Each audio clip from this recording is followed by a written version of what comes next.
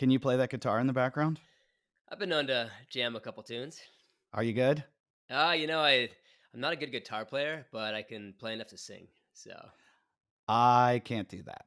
I can play a little bit, but I cannot sing along with it. And I don't think anyone can. I think they're singing going, what is this? I don't know what he's playing. I've been working at it for so long. oh, you have. So Yeah, and you it's something okay? I can't, I cannot break it, but I have a feeling there's going to be something like that. All of a sudden there will be a breakthrough. I was gonna say, all you have is time. You can get better. So It's true. It's true. It's like you with running. I read all about your running career, about how you just couldn't break through and couldn't break through. And all of a sudden you figured it out. yeah, and I just for me, I think it was about the focus of making everything about the running to see how far I could take it. Because Right. I dabbled in everything for so long, and I think my preference is actually to be the all around athlete. So, Hmm. which I'm sure we'll talk about, and CrossFit and jujitsu, all these different things that I love to do. And I just cut everything out on purpose to go after running to see how far I could take the marathon. Was that hard for you to do? Yeah, yeah, it was. I mean, it took me years to really commit to saying, okay, all right, I'll stop the other stuff, or I'll back off enough of that stuff to really pursue running. I mean, I always ran, but then I always did everything else as well. So it's a jack of all trades as an athlete. So I'm not an athlete, but I have a lot of hobbies, and I've got a career in stand up, and I do. I always say I'm well balanced, and I sometimes I wonder if that's an excuse. If I use that as an excuse because I don't get into something so obsessively, because people that are great are absolutely obsessed with what they do. 100%, yeah. And it's getting, the sports keep evolving. I think it's getting more and more extreme, like how much you have to commit. Like you have these people start their sport at 3 years old, right? Like that's how you become the best of whatever you're doing.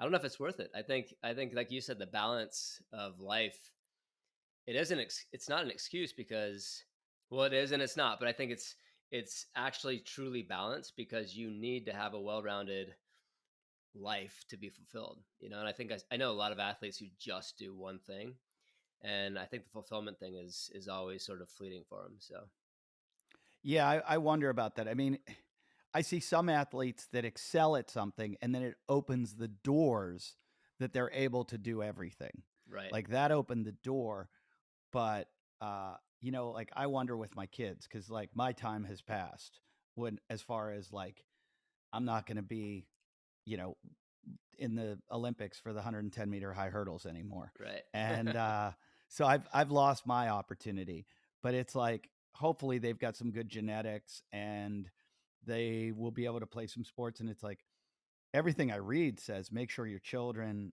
are well-rounded in sports and play everything and not specialize, because specialized leads to injury and burnout. Right. And but then again, we talk about, you see this guy that's like amazing. You're like, well, when he was 2 years old, his parents put him on skis, and they had him at ski racing camp when he was 4. And, next thing you know, wins the gold medal. And it's like, well, wait, that worked. Yeah, it works. I think that's the good and the bad.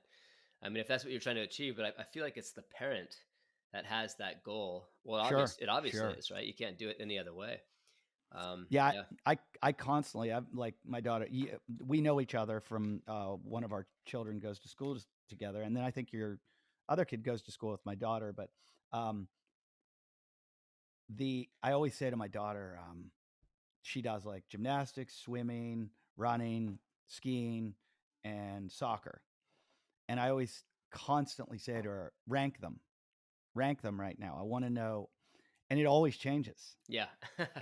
And I do that so that I don't want to I don't want to see that one's always fifth or whatever. Like I want to, if there's one that she's like, I hate it. I'd be like, then why are you doing it? Yeah. Like if you hate it, don't do it. Yeah. So I always want to make sure that she's enjoying them.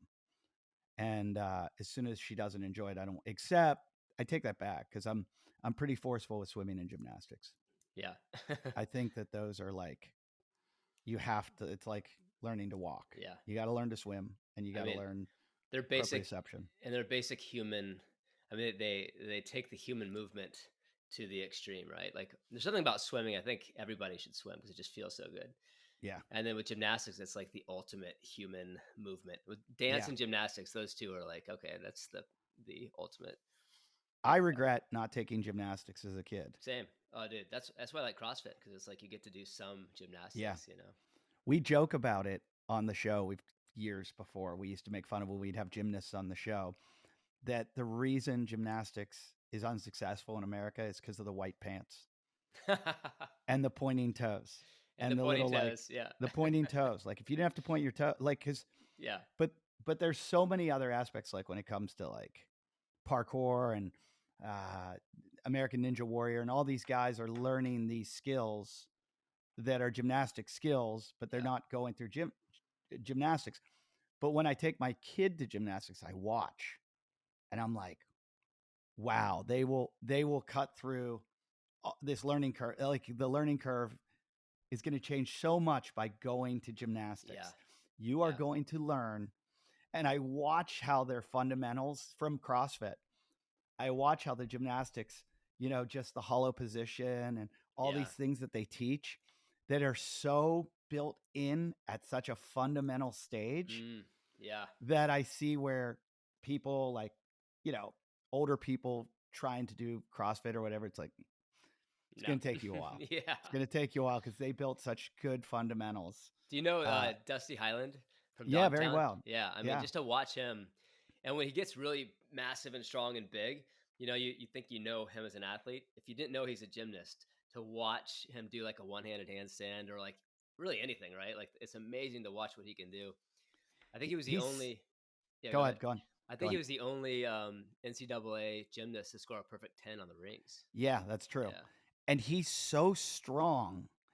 And everybody would think he's like a weightlifter because you watch him do cleans and snatches and stuff like that. And you don't realize that a lot of like, a lot of that stuff requires like isolation and isometric and a lot of like smaller muscles of like the rotator cuff and stuff. All this stuff that he built up in gymnastics, that his Exactly. foundation was so great. I mean, he's a Yeah. he's a when it comes to a masters athlete, he's one of the top guys out there. Oh yeah. And he's so strong. I mean, so strong.